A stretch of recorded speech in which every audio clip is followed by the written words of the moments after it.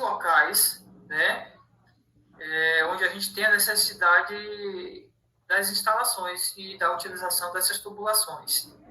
Seja ele num ambiente hostil, né, num ambiente frio, como a gente está visualizando aqui na imagem, né?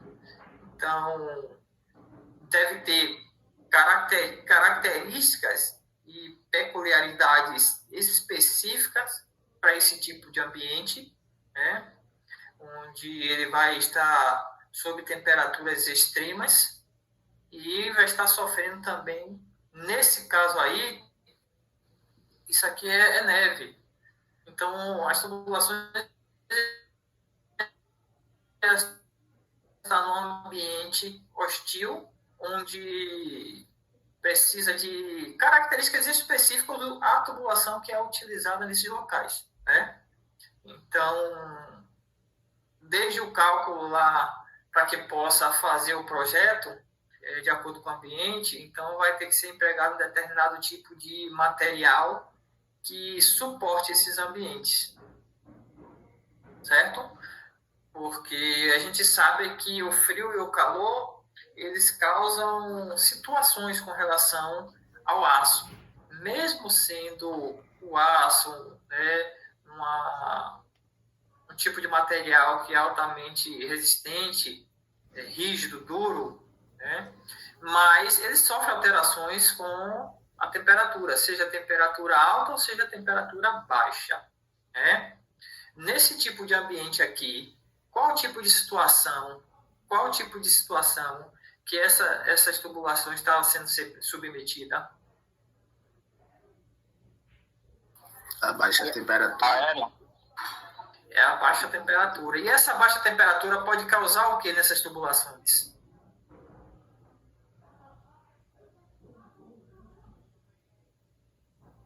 Aí não. Voar. E aí, alguém se habilita? Dilatação? Não. A dilatação, ela vinha nesse ambiente aqui. É nesse antes, isso. Nesse caso. Contração no metal, professor? Contração. Só que a contração, ela não é tão fácil de acontecer como a dilatação, né? Mas ela acontece. Por menor que seja, mas ela acontece. Então, isso tudo tem que ser pensado quando vai ser instalado uma linha num local hostil como esse, certo? Então, tem que pensar em qual liga deve utilizar, quais são os elementos de liga que vão ser colocados para que possa melhorar essa questão, né, do sofrimento que os dutos vão ter com relação, né, a esse, digamos em outras palavras, esse estreitamento que ele vai ter, né? É pouco, mas tem, ok? Mas isso tudo é levado em consideração também, certo? A questão do pré-sal. O pré-sal, as primeiras tubulações que foram utilizadas no pré-sal, a pressão era tão grande que as tubulações elas estavam comprimindo, né? Elas estavam sofrendo compressão. Elas estavam, digamos que, implodindo, né? Que é mais ou menos a situação que aconteceu com o acidente do submarino, né? Uns dias atrás, um mês atrás. Né? Então, as situações que essas tubulações são submetidas, né? Isso já deve ser analisado desde o projeto, para que possa escolher o tipo de material correto, né? No emprego dessas tubulações. No caso do pré-sal, eu estou me referindo, então, foram vários testes que foram sendo feitos para que pudesse achar a liga adequada, para que ela pudesse suportar, e ainda com um revestimento, né, de cimento, no caso da cimentação. Ela ainda vinha com outro revestimento para que então pudesse suportar altas pressões, além da liga que foi utilizada, certo? Então, são ambientes hostis, são ambientes que podem, né, causar danos às tubulações. Então, desde temperaturas muito frias, desde temperaturas locais, né, muito quentes. No caso aqui da questão, né, do pré-sal, como a gente está dizendo, ou seja, a exploração, né, de petróleo Petrobras sim, a gente tem outras empresas, mas a Petrobras é a nossa principal aqui, que faz essa exploração, né? Então, é um mar de tubulações que às vezes a gente não visualiza, mas a gente tem aí essa distribuição, a gente tem os risers, que são esses pontos onde são injetado e coletado, né, o material, tanto petróleo quanto gás natural, e as tubulações precisam estar suportando esses ambientes. Né? Além do produto corrosivo, né, o próprio óleo ele é um produto muito corrosivo, e o ambiente também que causa uma pressão muito grande. Então, essas tubulações elas devem estar, né, aptas para poder suportar. Ah, professor, mas eu trabalho em um lugar que não tem pressão desse tipo aí, não. Eu não trabalho offshore, eu trabalho em terra, eu trabalho em uma unidade petroquímica, em terra não tem essas pressões, mas aí não tem a pressão do mar, né? Mas aí tem as pressões de outros produtos que estão passando, né? Linhas de vapores, outros produtos que são voláteis também, voláteis, inflamáveis. Nós temos os produtos altamente corrosivos e, de certa forma, está agredindo a todo tempo, agredindo, né, o material, as tubulações. Então, precisam suportar, precisam, né, do material adequado para qualquer tipo de produto. Né? É uma imagem que a gente já tinha visto antes, né? E um complexo sistema de sucção e descarga, mas a infinidade de tubulações e acessórios que são aplicados. Ok? Perguntas? Não. Prosseguir? Vocês estão saindo de trabalho, aí vocês não vão dormir não, pelo amor de Deus. Você sabia que o Google ele passa a identificar agora o sala de aula e tem um identificadorzinho quando o cara tá com ele fechado, ele sinaliza. Mas ele só sinaliza se a câmera estiver aberta, né? Se a câmera estiver fechada, não tem como não. Olha que a tecnologia, os hackers aí, os caras quando querem... Só botar um tapa então a gente tem aqui, pessoal, Cadê, pessoal? Temos a classificação das tubulações, que são tubulações, né, que são dentro de instalações industriais, ou seja, só diferenciando ali um pouco desses diversos tipos de tubulações que são tubulações de utilidade, só a definição aí de acordo com o emprego de cada uma. Tubulações de instrumentação, tubulações de drenagem, isso dentro das instalações industriais. Tubulações de transporte e tubulações de distribuição, que aí a gente consegue, fora das instalações industriais, a gente consegue ter, digamos assim, uma distância maior em termos dessas tubulações, tanto de transporte quanto de distribuição. Certo? Dentro das instalações industriais, elas estão mais restritas àquele ambiente de trabalho. E fora, aí a gente tem essas tubulações num percurso, né, um pouco maior, a depender aí do tipo do processo. Prosseguindo aqui, né, a gente tem as aplicações dessas tubulações. Essas tubulações industriais. Para distribuição, né, de vapor, para força ou para aquecimento, ou seja, a gente tem ali um equipamento que ele vai estar produzindo vapor. Qual é esse equipamento para produzir vapor?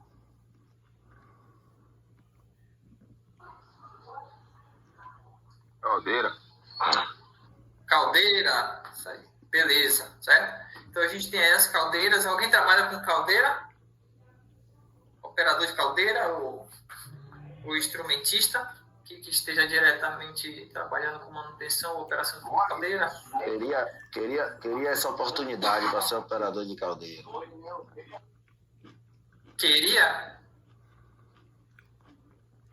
Queria ter a oportunidade? Então a gente tem a caldeira aí como... É bom, né? Hoje a gente já teve muitos acidentes com caldeira, mas hoje os acessórios e a segurança, ela é um pouco melhorada, digamos assim. Ela tem avanços, tem emprego de acessórios e a parte de instrumentação que ela nos dá mais informações. Então, hoje, né, as caldeiras, elas são mais, digamos assim, é menos perigosa, né, do que antes. Antes não se tinha controle. Hoje a gente também tem um pouco mais controle com manutenção. Porque quando a gente visualiza os acidentes que teve com caldeira, geralmente, quando ia se fazer o laudo técnico, era operador não habilitado e falta de manutenção. Operador não habilitado e falta de manutenção, né? Então, era uma das principais causas de acidente com caldeiras, né? Eu já trabalhei em uma empresa, eu trabalhava em um determinado setor da produção, e a gente passou a utilizar a caldeira, né? Então, o pessoal de vocês agora vai passar a utilizar. Então, chegou, instalou a caldeira, veio, né, os técnicos mandados pela empresa, mostrou para o pessoal da manutenção, né, como é que fazia, ligava, como é que operava, e aí depois incumbiram a nossa equipe de poder manusear a caldeira. E praticamente sem treinamento nenhum. Então a equipe da gente, vocês agora que vão operar a caldeira. Então liga aqui, é aqui que liga, olha a pressão. Então foi o tipo de instrução que a gente teve. E se desse algum problema, como é que a gente ia conseguir identificar ou até mesmo tentar amenizar a situação se a gente não teve nenhum tipo de instrução, de treinamento? Então, isso remete a um pouco do que acontecia muito antes, né? Então, a equipe da gente chegou, sentou, a gente pode até operar, mas primeiro a gente precisa de uma capacitação, a gente precisa de um treinamento Preparo, né, mais demorado. Oi? O preparo, né? É verdade. Jogar aí, então, é eles que vão ter que ficar para ver se colar, entendeu? Mas nesse caso aí, a norma exige que todo operador de caldeira tenha no mínimo NR13, né? Isso, no mínimo. Porém... É isso, porque lá a gente teve que tirar NR13, mesmo não trabalhando caldeira, só por causa dos vasos. Caldeiras e vasos de pressão. Aí mesmo que não seja diretamente ligado às caldeiras, mas tem toda a questão do vaso de pressão. O risco. Então, principalmente quando você está em ambiente de Petrobras, que ela vai cobrar. Mas, às vezes, é o que a gente estava falando há pouco tempo atrás. Está lá, é o que a norma diz, mas sempre tem aqueles que querem sair da norma, que quer burlar a norma, né? Querem dar um jeitinho na sua situação e, às vezes, esquece um pouquinho um lado do outro. E, às vezes, faz com que a coisa seja feita meio que no tranco, no empurrão, né? Depois a gente vê isso aí, depois a gente treina, depois a gente capacita, mas agora não tem tempo. Mas aí é que a coisa pode acontecer, né? E aí a gente devolveu, no caso lá, no exemplo que eu estou falando, a gente devolveu, né, a responsabilidade para o pessoal lá da manutenção, e aí só depois que a gente passou a ser instruído de forma correta, né? E aí a gente passou, então, a operar a caldeira, mas com o auxílio deles, né? Com o auxílio dele, e qualquer coisa que desse de errado também, a gente poderia ter o auxílio deles e chamar o pessoal de manutenção. Então, ficou acordado dessa forma. E foi assim que foi. Aí, depois de um tempo, deixou de usar a caldeira e não foi mais necessário. enfim, a gente não teve mais essa incumbência, certo? Então, a gente estava falando aqui que seriam as aplicações aí das tubulações, né? Tubulações de vapor, que é para força e aquecimento. Então, a caldeira vai estar produzindo vapor, que esse vapor ele pode ser utilizado no além de processo para aquecimento, né, em relação a várias situações, e o vapor também para força, para movimentar outros equipamentos, certo? Exemplos de equipamento que pode ser movido a vapor ou funcionar através do vapor. Caldeira. Caldeira, né? Ela pode se autossustentar, mas a caldeira vai estar produzindo vapor que vai estar distribuindo para outros equipamentos. Que outro equipamento poderia ser esse que está Turbina. Turbina. Perfeito. Quem foi que falou? A voz de uma... Caramba. Foi a professora. Turbina, isso aí, certo? Então, eu tenho ali uma caldeira que está produzindo vapor que, por sua vez, vai fazer movimentar uma turbina. E a turbina, por sua vez, ela pode passar a gerar energia. Então, às vezes, a depender do processo, eu tenho um ciclo que ele se alimenta, né? Enfim, ele precisa, no início ali, de um empurrãozinho, de um gasto, mas que depois ele pode se autoalimentar, né? E diminuindo assim o custo, né? O custo para a empresa. Mas é um exemplo de equipamento aí que pode ser fazer a utilização aí de vapor para poder funcionar. Ok? Distribuição aqui de água potável ou de processos industriais, que aí seria mais uma aplicação das tubulações, né? Aí caso possa vir uma pergunta, exercício, atividade, coisa do tipo, né? Quais seriam as aplicações aí das tubulações? Então, a gente já está visualizando algumas dessas aplicações. Distribuição de óleos, combustíveis ou lubrificantes, que é em unidade de processo, principalmente, né, numa refinaria, numa unidade de produção. A gente teria aí essa distribuição, essa utilização. Distribuição de ar comprimido. Né? A gente sabe que a gente tem a utilização também do ar comprimido para diversas situações. Muitos equipamentos, né, faz a utilização aí de ar comprimido para sua utilização, os equipamentos pneumáticos, né? Muitas dessas unidades, muitas empresas, muitas fábricas utilizam aí o ar comprimido na sua unidade de processo, nas suas plantas industriais, para dar continuidade ao processo e automatizar. Nessa automatização, ela pode ser fazer a utilização tanto da energia, né, como do ar comprimido. Né?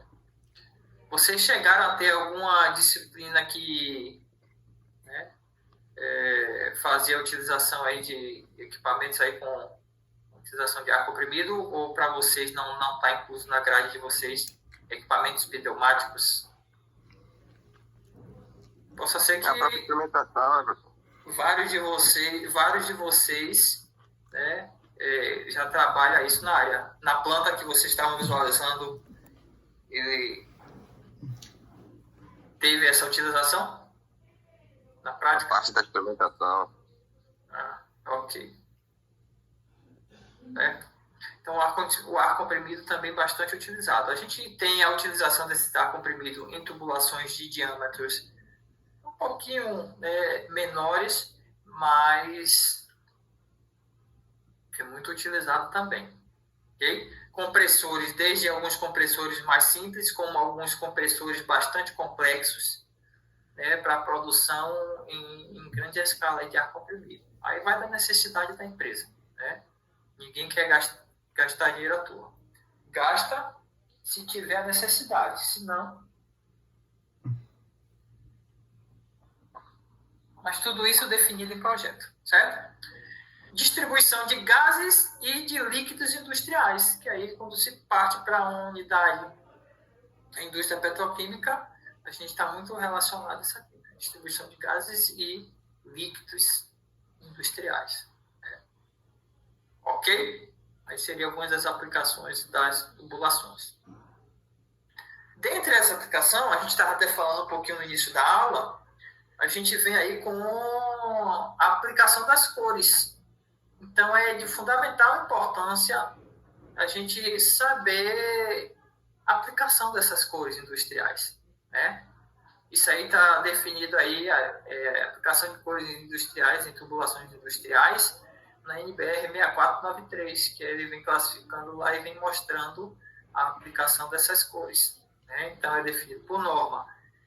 Possui algumas empresas que, às vezes, eles têm normas internas, que, às vezes, pode incluir alguma outra cor que não esteja aqui, mas aí faz parte do regimento da empresa, da norma da empresa, certo? Mas, no geral, a NBR 6493, ela vem trazendo essas cores aí no emprego das tubulações industriais, para que a gente possa reconhecer, né, e até mesmo se orientar em que tipo de produto está passando ali na tubulação.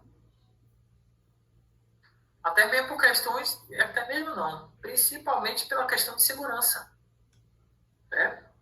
Então, às vezes, quem não conhece, às vezes pode mexer, né? A gente sabe que peão, quando dá na cabeça de fazer as coisas, e aí mexe onde não deve, abre válvula que não deve, né? Por que eu falo isso? Eu trabalhava numa empresa que a gente precisava fazer desinfecção das tubulações, né? Então, mensalmente a gente precisava desinfectar as tubulações para matar qualquer tipo de bactéria que estivesse retirada de sujeira. A gente tinha um tanque elevado, onde a gente colocava o produto nesse tanque. Através desse tanque era distribuído nas tubulações, onde a gente deixava por algumas horas. Se não tivesse necessidade de liberar logo as tubulações, deixava por 2 horas no mínimo. Ou de um dia para o outro, se a gente tivesse um tempo um pouquinho mais vago ali na produção, certo? Então, quando a gente estava colocando uma solução de ácido clorídrico, né? Primeiro a gente lavava a tubulação, colocava uma solução de cloro, a gente deixava de um dia para o outro, depois, no dia seguinte, a gente tirava, lavava, colocava uma solução de ácido, tirava, lavava, no dia seguinte, e depois colocava uma solução de soda cáustica, tirava e lavava, até que a tubulação estivesse toda limpa, né? Então, era o procedimento da empresa. Então, quando a gente estava colocando uma solução de ácido clorídrico, a gente estava preparando a solução para que pudesse jogar para o elevado. Diluía tudo isso num tanque, né, desses de fibra. E depois, através de uma bomba de meio CV, a gente jogava para o elevado para que pudesse, então, ser distribuído. Vem um cidadão de outro setor, sabia que a gente trabalhava com esse produto, toda a equipe estava lá com máscara, com os equipamentos de proteção, luva, tudo. E, de repente, passa o cidadão, né, de um outro setor, né, o setor da construção civil, passou por onde a gente estava e ainda falou, isso aqui é ácido, né? E meteu a mão na água, na solução, lavou a mão, chacoalhou a mão e jogou no rosto, como se fosse lavar, entendeu? Ele vinha suado, ele estava no campo, ele vinha suado, e ainda jogou no rosto, né? Ele passou tão rápido, ele fez isso, que não deu tempo nem de a gente formar. E olha que ele sabia, viu? Então, por isso que eu estou falando para vocês que às vezes o peão mexe onde não deve, e a gente tem várias situações aí no ambiente. A sorte dele é que a primeira bombona que a gente pegou para fazer a diluição, ela tinha pouco ácido, então estava uma solução muito fraca ainda.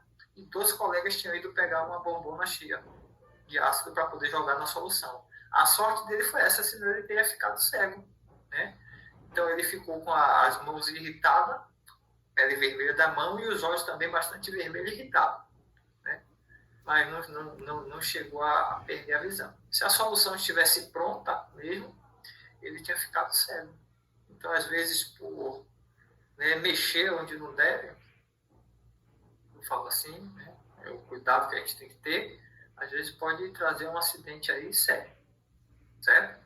Então, o que a gente estava falando aqui com relação às cores das tubulações. Então, reconhecer também essas cores, né, as tubulações pelas cores, isso cria um alerta e faz com que a gente, às vezes, possa se livrar de algumas situações, digamos assim, né, e reconhecer que tipo de produto está passando ali.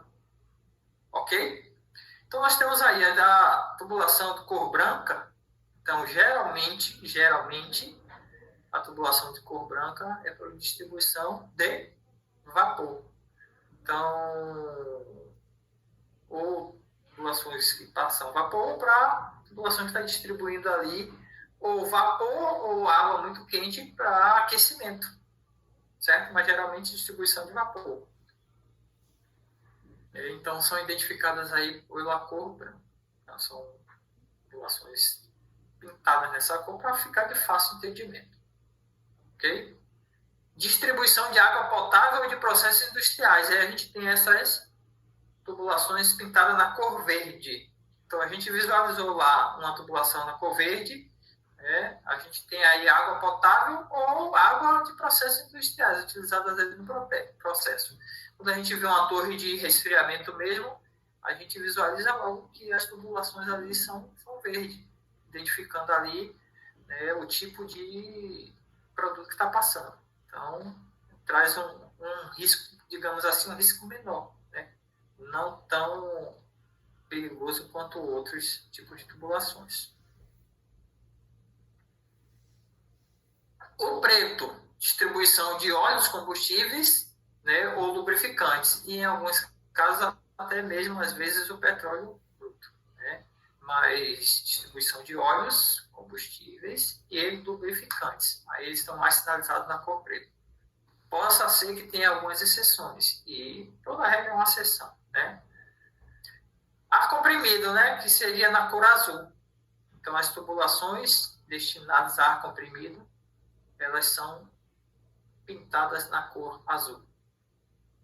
Distribuição de gases e líquidos industriais, principalmente, né, produtos inflamáveis, né, como querosene, gasolina e outros, né, a gente vai ter ele pintado na cor alumínio. Então, essas tubulações a gente já visualiza que são gases e ou líquidos industriais, ou líquidos inflamáveis mesmo, certo? Possa ser que tenha algumas exceções, mas geralmente é para esse emprego.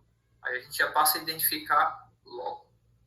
Materiais destinados a combate a incêndio. Então, todas as tubulações, isso aí a gente até, quem nunca adentrou a área industrial, até mesmo em mercados, a gente consegue visualizar esses mercados de porte maior, onde tem toda a linha de incêndio ali, né, instalada, a gente visualiza as tubulações lá na cor vermelho. E aí são tubulações destinadas a combate a incêndio. Geralmente é água, mas pode ter outros tipos de produtos também, mas a gente tem ali água, mas essa água é destinada a combate a incêndio. E na cor laranja para distribuição de ácidos. Alguns produtos que são um pouco mais corrosivos, né? A gente teria aí ela na cor laranja, para que possa então fazer a identificação. Tem algumas outras coisas aí que não aparecem também, a púrpura e outras cores que são para alguns produtos mais densos, mais sólidos, mas no geral são as cores que mais aparecem, que a gente visualiza, são essas aí. Certo?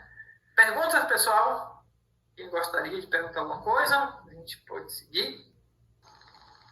Pode seguir, professor. Tá tranquilo. Ok. Então a gente visualiza. E isso é de fundamental importância, certo, pessoal? Porque isso pode livrar a gente de determinadas situações, principalmente no que diz respeito aí à segurança, certo? Essas tubulações, tem uma notazinha aqui embaixo, né, que é a questão do custo, né? Então, essas tubulações, juntamente com esses acessórios, né, eles trazem um custo muito alto para uma instalação industrial, né?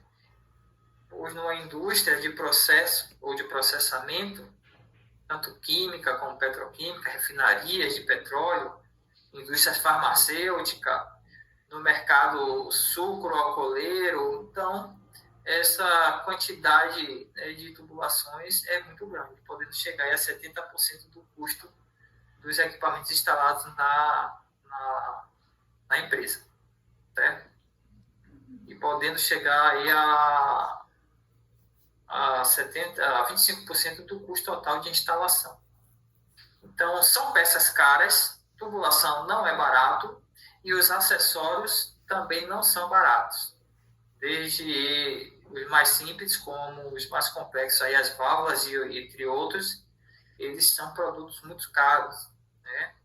Que traz um custo muito grande aí para a sua instalação. Ok? Pessoal, são 8 horas, a gente vai dar uma pausazinha só para a gente